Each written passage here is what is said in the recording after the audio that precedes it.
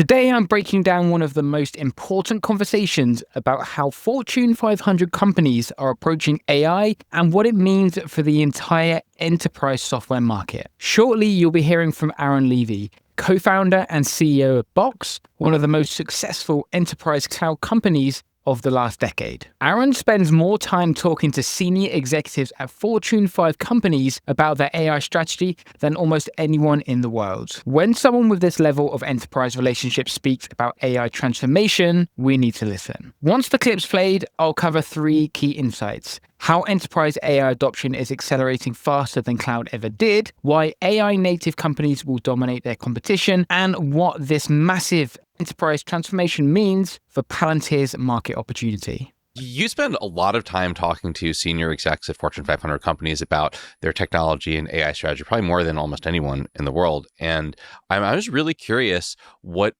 those people are thinking about AI. Are they focused on it? What do they think it's going to mean for their business? Are they building AI initiatives internally? Are they trying to buy products from other people? What's happening? Yeah, I mean, definitely all the above. Did you see this thing that went viral like 2 weeks ago? David Solomon, CEO of Goldman Sachs. The S1 Prep? Yeah, the S1 Prep. He basically had this quote at an AI event at Cisco. They're doing projects internally where AI is writing an S1 in like 10 minutes or something. And it used to be a team of 6 people that work on that, et cetera. The exact same quote, just parallel universe quote, 15 years ago, let's say in the early days of cloud, just as a useful kind of comparison, I'll probably keep coming back to the cloud thing. It probably would have been a banking CEO saying, we'll never go to the cloud. Like, we don't trust the cloud. We don't. And now the exact opposite. Which happened, right? Didn't Jamie Dimon? Jamie Dimon did. I think he's sort of evolved his thinking, but you had that kind of across the board. And these were these famous moments. It's like, we'll never be a cloud company. We don't trust it. We don't want to move. I mean, Amazon, it's a bookstore. Like that was the refrain, and it made sense. I mean, I even said that when I saw S3. Like, the bookstore is going to power. Like, what?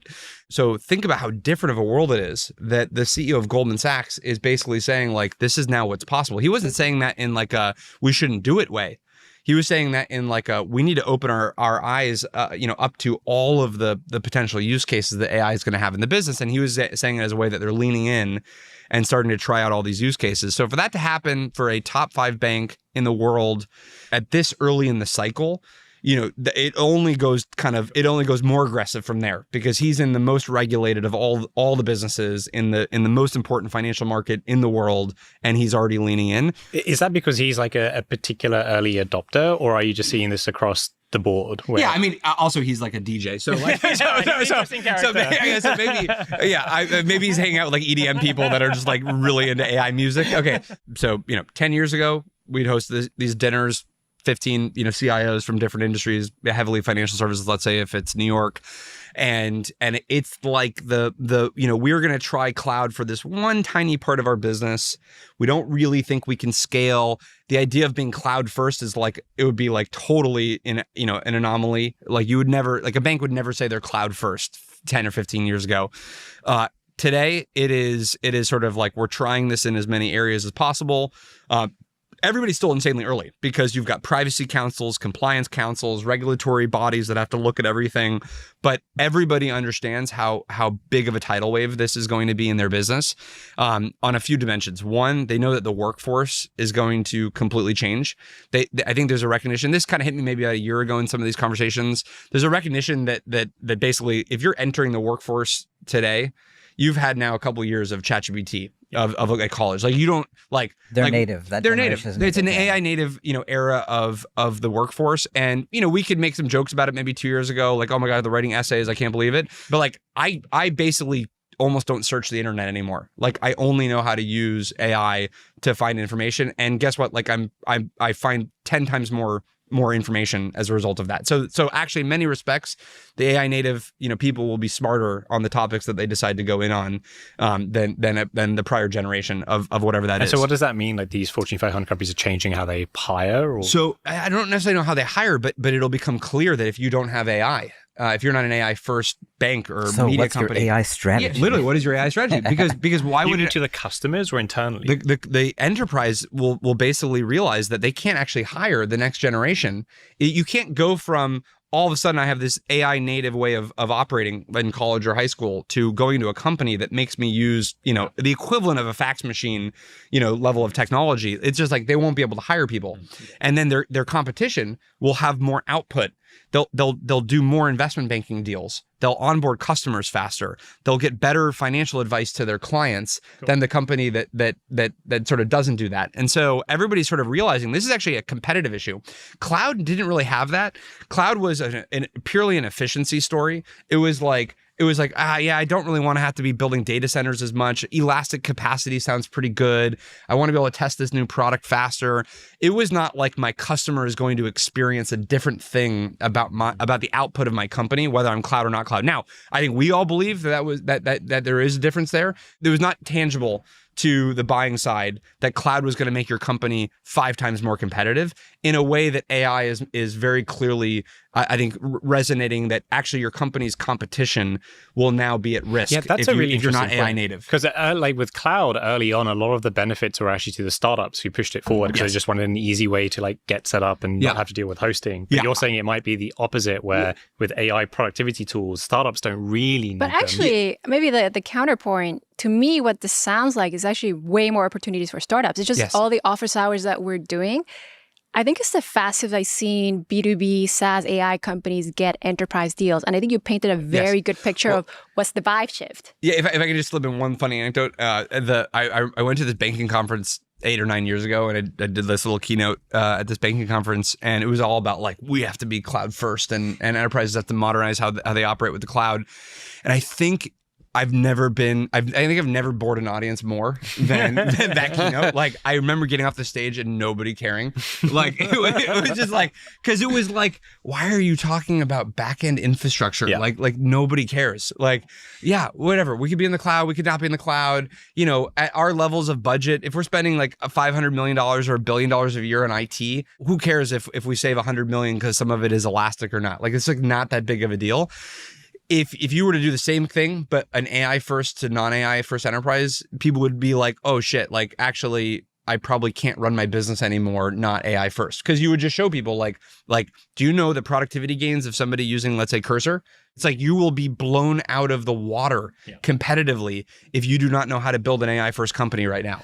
Now, obviously, Palantir isn't a cloud company like Box, but there are some important synergies here that we need to understand. Both companies focus on enterprise transformation through technology, and Aaron's insights about how Fortune 500 companies adopt new platforms applies directly to Palantir's AI strategy. This is exactly the kind of enterprise insight we need to understand Palantir's position. Aaron is talking to Fortune 500 CEOs daily about their AI strategy, and what he's describing is a complete transformation of how enterprises operate. When the CEO of Goldman Sachs is publicly talking about how AI is improving their business, then clearly we're watching the early stages of the enterprise AI revolution that Palantir is perfectly positioned to capitalize on. Quick plug, I help businesses grow with YouTube. In 2024, my videos pulled over 40 million views, and I helped a Tesla creator so effectively, Elon Musk follows me on X. You don't need to take my word for it if you don't want to.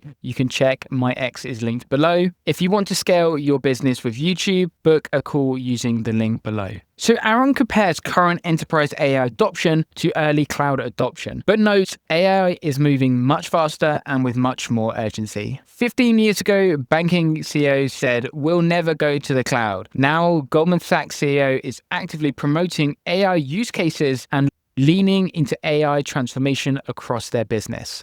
This matters because enterprise AI adoption is happening at warp speed compared to cloud. Aaron's pointing out that the most regulated, conservative industries are already embracing AI aggressively. For Palantir, this means their enterprise AI platforms, like AIP, aren't just nice-to-have tools, but they're becoming essential infrastructure that enterprises must adopt to survive. The urgency Aaron describes translates directly into accelerated enterprise sales cycles for companies like Palantir. Aaron explains that the workforce entering today is AI native, and companies without AI-first strategies won't be able to compete for talent or customers. New employees have already spent years using ChatGPT and AI tools. They can't go from AI native college experiences to companies using fax machine level technologies. Companies without AI will lose talent and get outcompeted on their output. This is huge for Palantir because Aaron is describing an enterprise transformation that is not optional, it's survival.